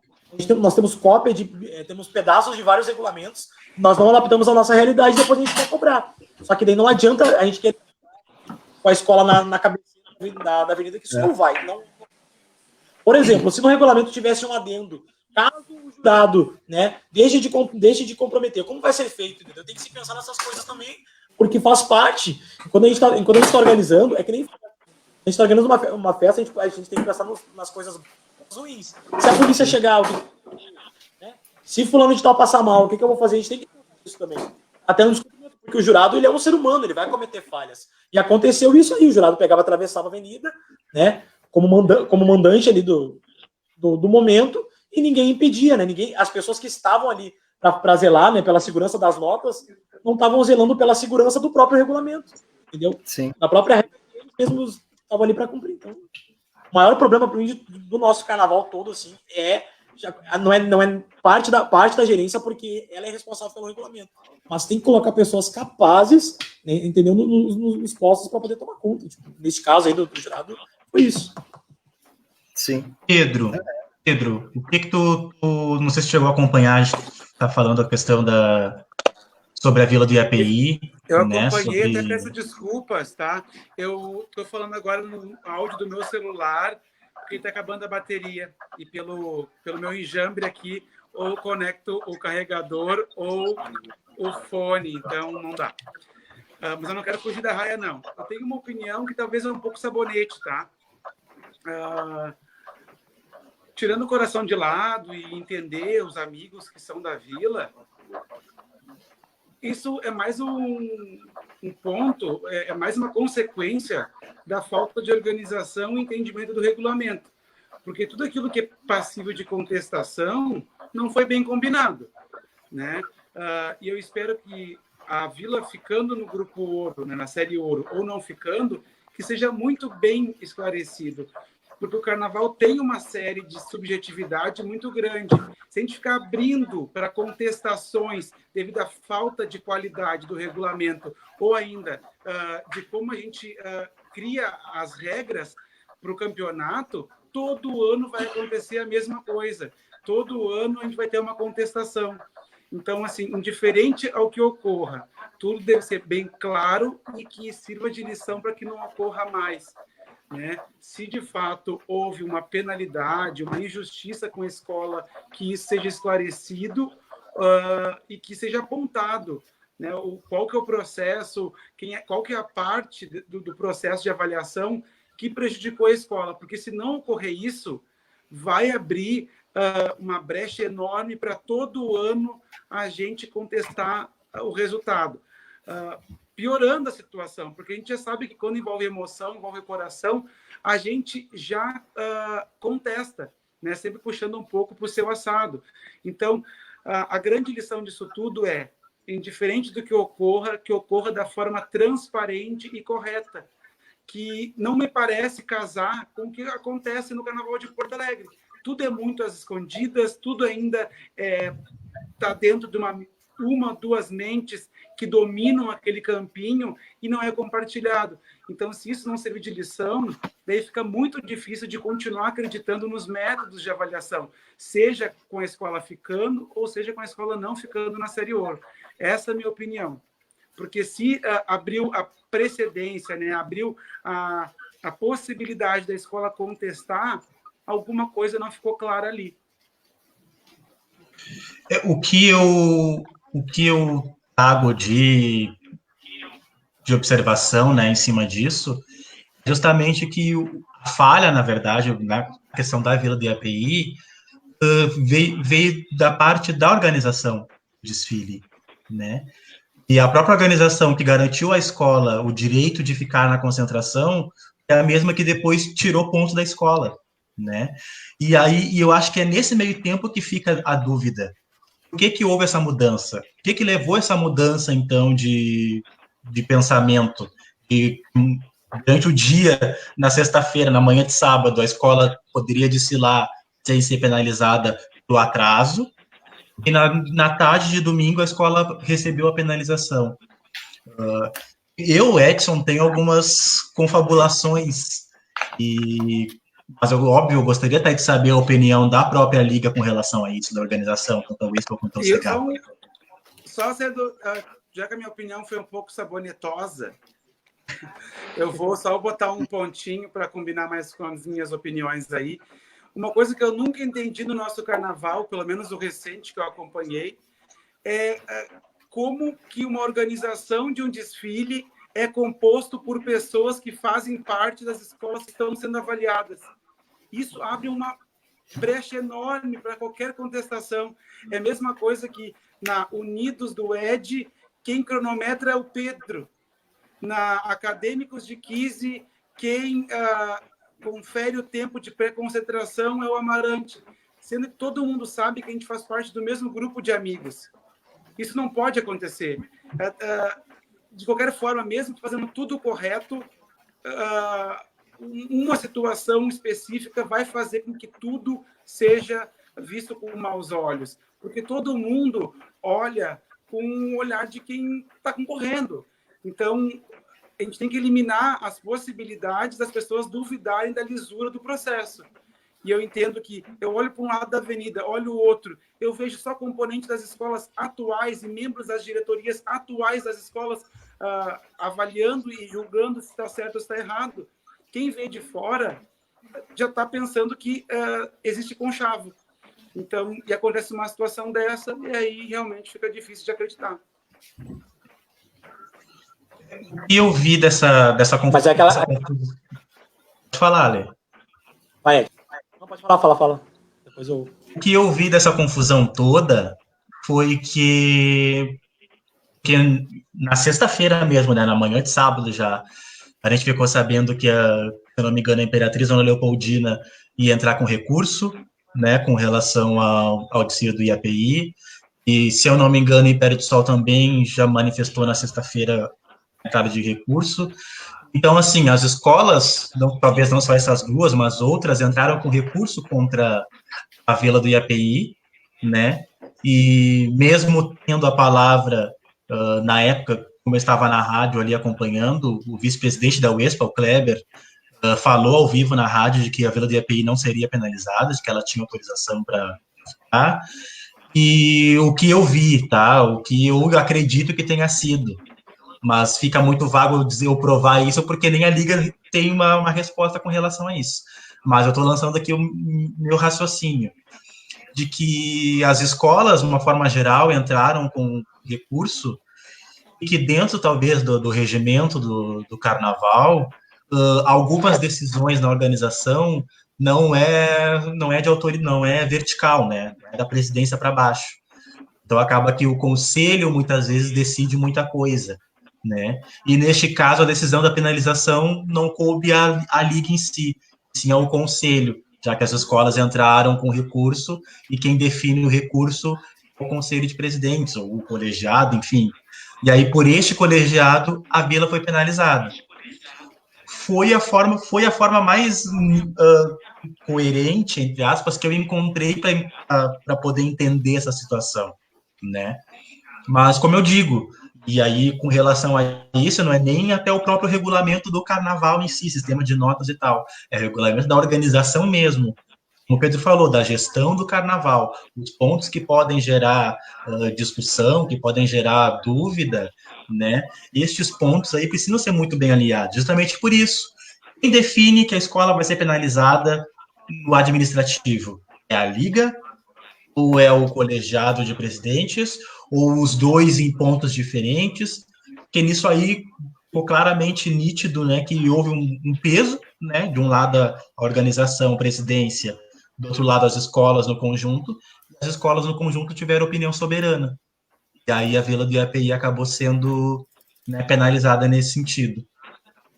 Mas, óbvio, como eu falei, isso cabeça do Ed, tá? O Ed que está dizendo.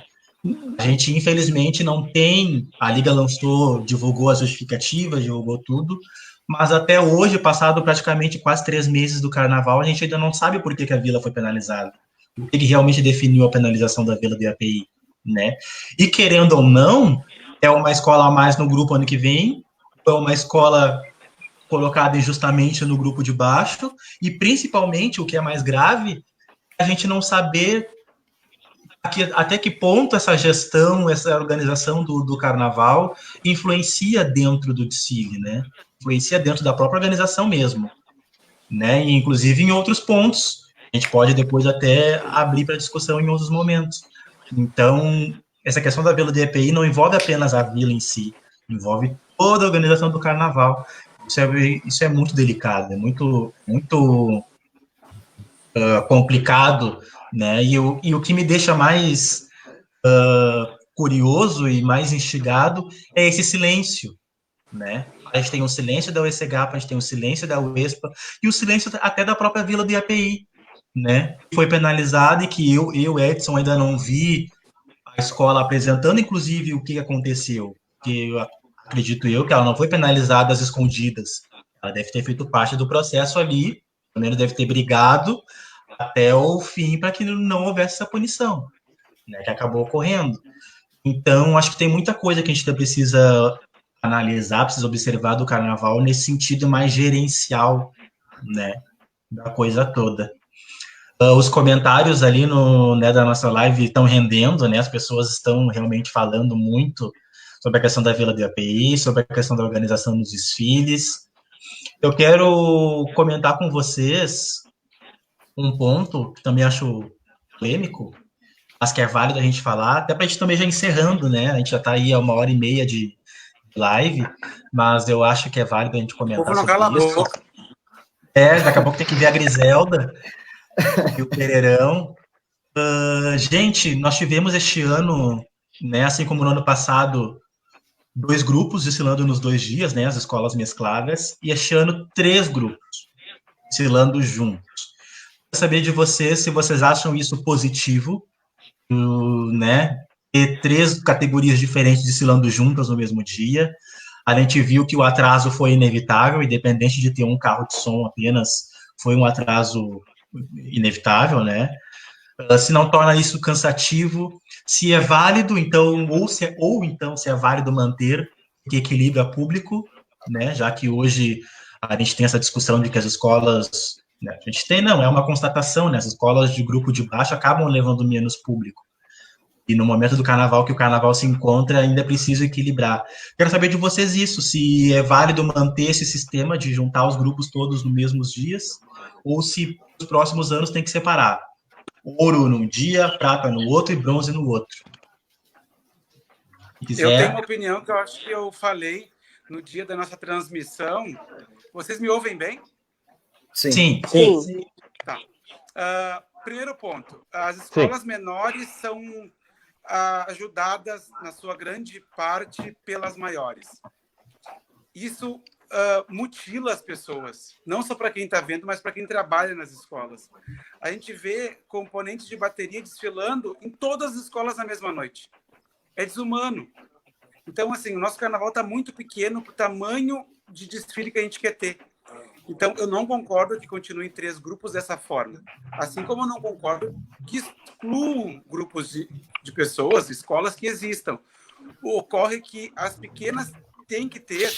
Pequena até feio falar pequena, né? As escolas da série bronze e da série prata têm que ter um momento separado, porque eu entendo que isso vai ajudá-las.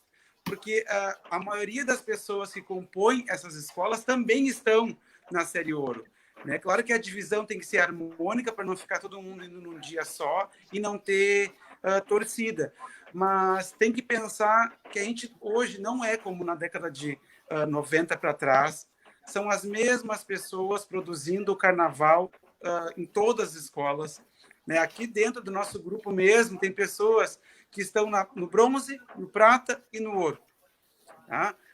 Então, assim, isso suga também o profissionalismo e acaba tirando a seriedade das coisas, e inclusive a qualidade. Então, não adianta a gente tentar fazer uma coisa que nós não temos nem contingente, nem condições para fazer. Então, eu entendo que sim, deva ocorrer uma divisão em que as escolas da série que estão ascendendo, né, principalmente a série bronze, fique num dia específico, até para ter mais suporte e ter um desfile que elas consigam realizar, porque senão fica uma comparação, e alguém comentou da bateria, né, até o Carlinhos falou que as notas são menores, porque acaba ocorrendo uma comparação do público muito grande entre uma escola e outra, que não tem como entregar o que a outra pode entregar. Isso fica muito injusto. Então, eu acho até para avaliação e para que a escola tenha a chance de crescer, ela tem que ocorrer uma redivisão e comportar o tamanho que ela possa entregar.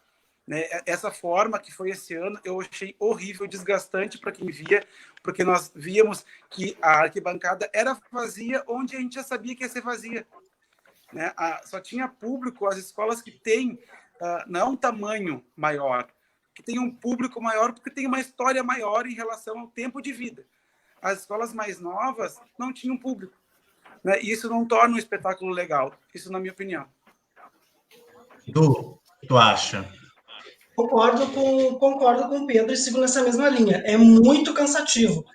Tanto para quem faz, para quem desfila, e para quem faz a cobertura ou trabalha nesse processo, porque nós trabalhamos ali, e fazer essa cobertura, essa maratona é muito desgastante para quem trabalha, e tanto para quem é folião e para quem vai simplesmente assistir porque gosta de carnaval, mas acaba sendo cansativo porque é muito tempo. A gente tem que se deslocar quase um dia todo, então se torna muito cansativo. E concordo com o Pedro também, que prejudica na questão de avaliação, porque é muita coisa avaliando. e não taparam, o desnível é grande até porque são grupos diferentes. Então, eu acho que precisa haver separação, ter uma melhor qualidade do produto. Quando a gente pensa no carnaval e que a gente quer que ele cresça, ele precisa se tornar um produto que seja atrativo para todo mundo, para quem trabalha e para quem vai assistir. Então, eu vejo que separando, essa organização vai se tornar um produto melhor, tanto para quem trabalha, quanto para quem vai consumir esse produto ou quem vai assistir. Carlinhos. Eu acho que tem que separar também. Acho que tem que separar. É muito cansativo. Bah. Esse ano aí, olha, a gente ia para lá às 7, saía quase 9 da manhã. Entendeu? E aí tu olha nas baterias, que nem o Pedro falou, tu olhava nas baterias, eram os mesmos ritmistas, quase sempre, né? Eram os mesmos. Então isso cansa muito.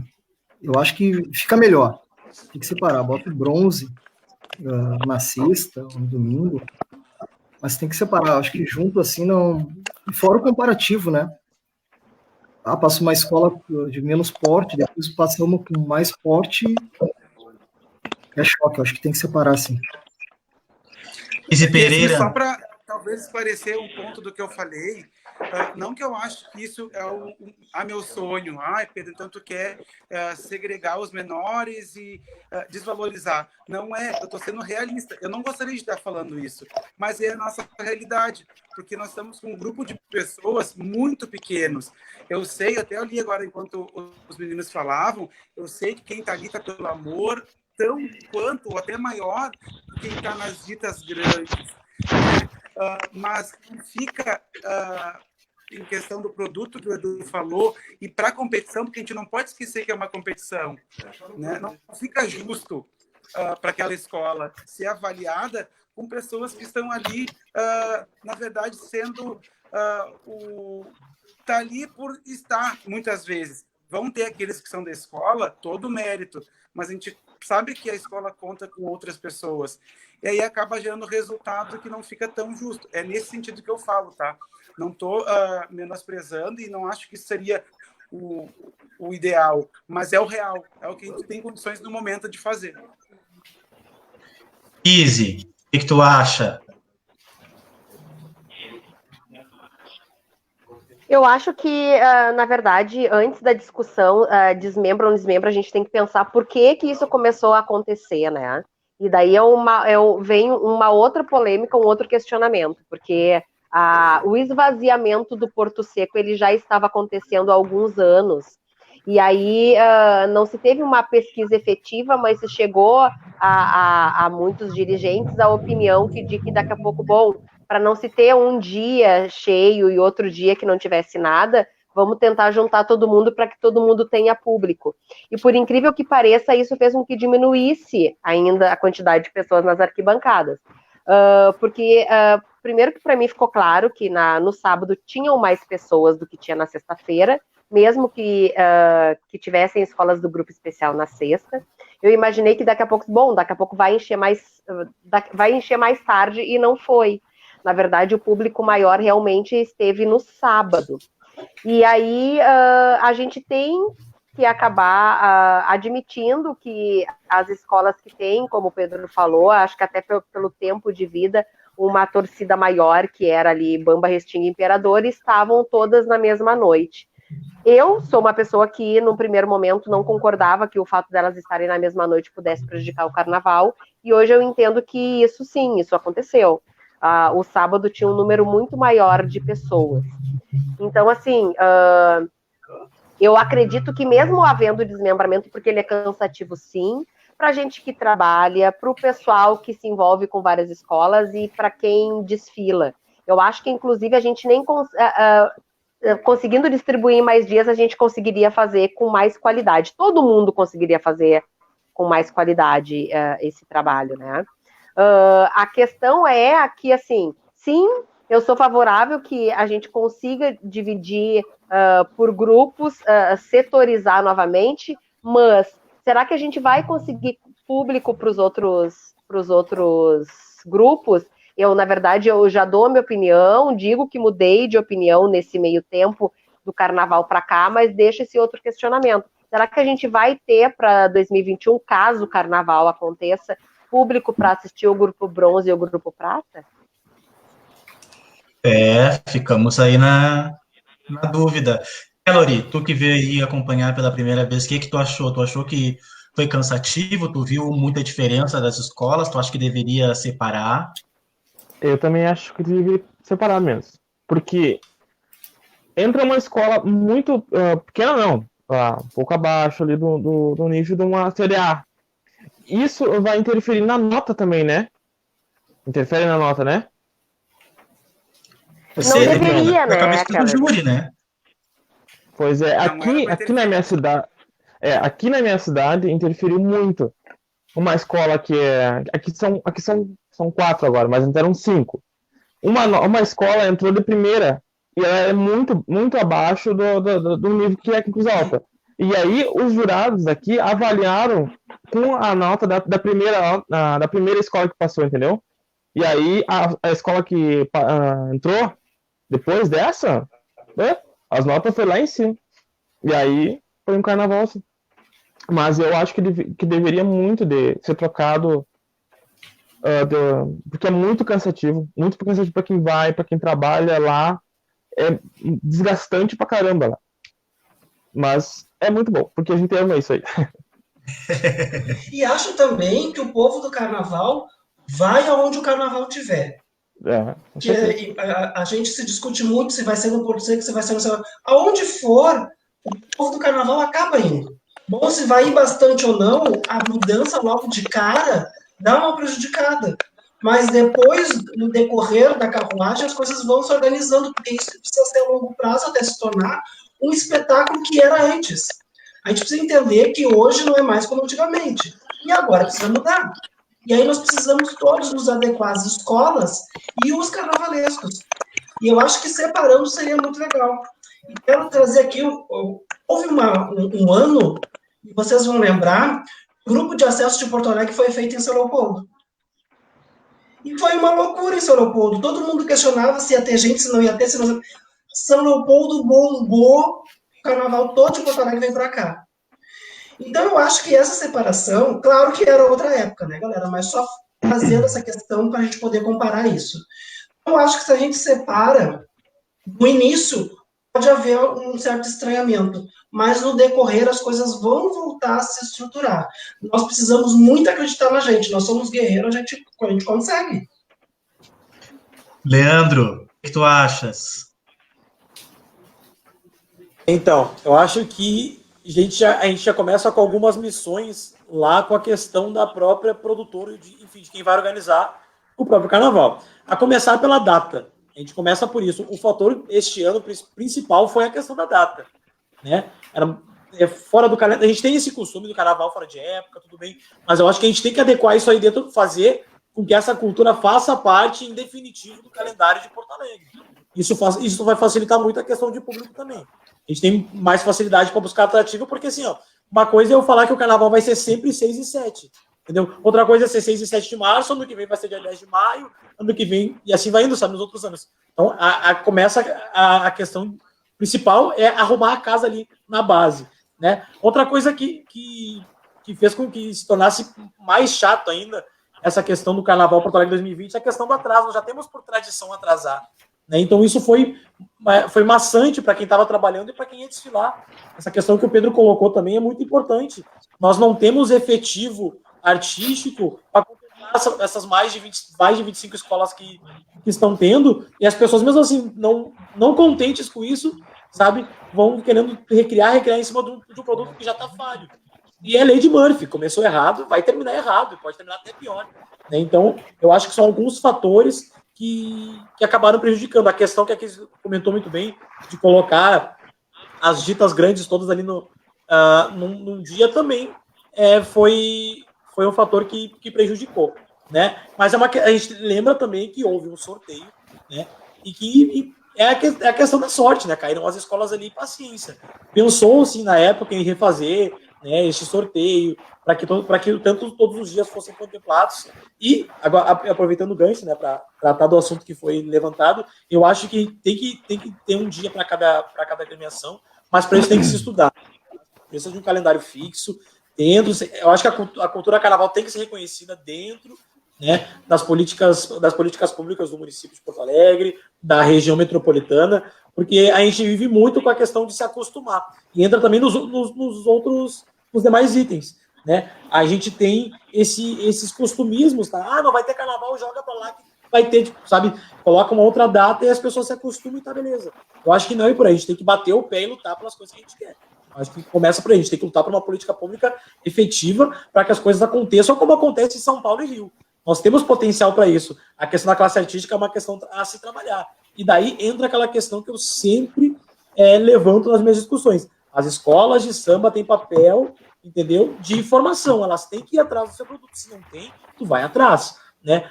O que acontece muito hoje, a gente vê que Porto Alegre é abastecido pela região metropolitana, né? Em alguns pontos, aí, eles vão pegando recursos. Nós aqui que moramos, né, na região do Vale do Sino, a gente sente muito isso. A gente perdeu muita gente para Porto Alegre.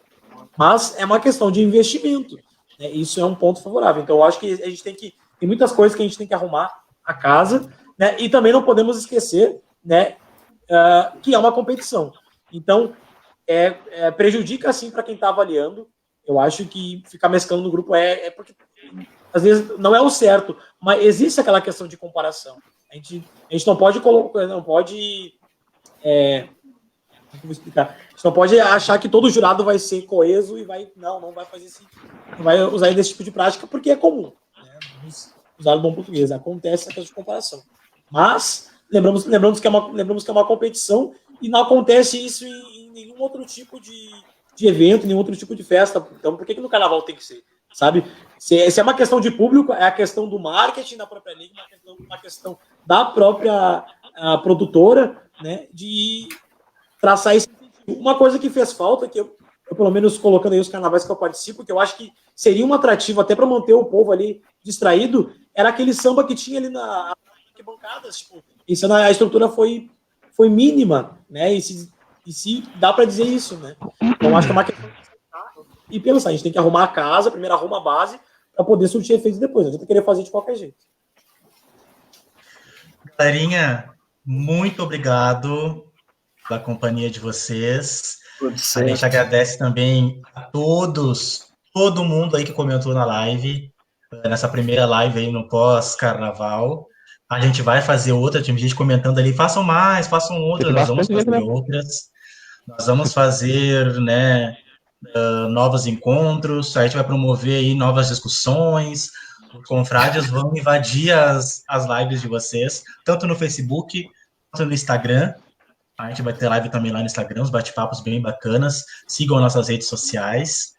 E aí eu quero me despedir do Pedro, acho que teve problema com a conexão, o Pedro já saiu. Mas eu vou acho que ficou sem bateria. Pessoal, aí dá o seu tchauzinho. Elori, nosso confrade mais novo, muito obrigado pela participação. Isso, aí. Feito, brinque. Até a próxima, né, pessoal? Tchau, tchau. Uma boa noite. Se está chovendo na sua cidade, curta a dormir. Não tem muito o que fazer, né? Com essa pandemia, não tem muito o que fazer. Netflix. Valeu, querido. Nossa Penélope charmosa. Beijos. Beijos, lembrando, né, de que agora a ideia é que a gente faça com mais frequência essas lives, né, vamos começar a estruturar esse trabalho de casa para que não pare a fomentação da cultura popular, principalmente porque esse é um dos nossos objetivos, né, quanto Confraria da Folia, e até informar que hoje a gente fez esse quadro, infelizmente a gente não conseguiu 100% do grupo, mas era porque a gente queria realmente fazer um bate-papo, né, a respeito uma avaliação de uma maneira geral do Carnaval de 2020, mas que agora a gente vai começar a fazer entrevistas mais específicas, então não necessariamente, né, ao longo da semana vão estar todos nós juntos, mas sempre um de nós debatendo algum tema com algum convidado. É isso, né, amigo? Isso aí. Obrigadão, Kizzy. Beijos. Beijo, beijo, beijo. Nossa diabinha de olhos vermelhos. Nessa Sou eu. A nossa diabinha. Aham. Mestre Carlinhos. Boa noite aí, pessoal. Se cuidem, pelo amor de Deus. Usem máscara, que a bruxa tá solta, gurizada. Quero saber se na próxima live o Carlinhos já vai estar com contrato. O que o pessoal lançou de comentário nessa live ali, querendo saber o destino do Carlinhos, não tá no gibi. Ela comentando. Então, na próxima, eu quero saber se o Carlinhos vai estar no Carnaval 2021 trabalhando ou não. Vou estar trabalhando, confraria. Isso aí. Leandro. Então, gente, queria passar aqui para agradecer a todo mundo que ficou acompanhando a nossa live, agradecer a equipe pela disponibilização, mandar um super beijo para Iris, o Mamal que não puderam estar conosco, o Pedro também que tem problema agora de comunicação.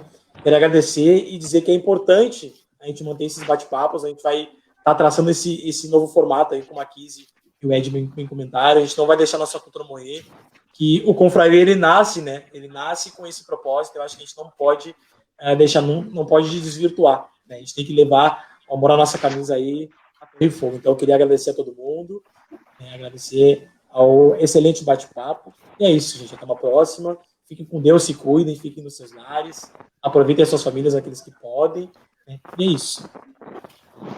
Só para retomar ali aos curiosos, o Gustavo Tiriri já falou que o Carlinhos permanece no pagode da Nena. É verdade. Aí, ó. Olha aí, ó. Carlinhos só no PDN. Já tem destino garantido, então. Já tem destino garantido. Trabalho garantido. Faz a matéria aí, Carlinhos. Eduardo Johannes, obrigado pela participação na live. Nós estamos aqui aglomerados porque a gente fica em isolamento juntos, né? Mas tudo bem. Eu não sei se isso é bom ou se é ruim, mas o fato é que a gente está junto. E estamos sobrevivendo, que é um milagre.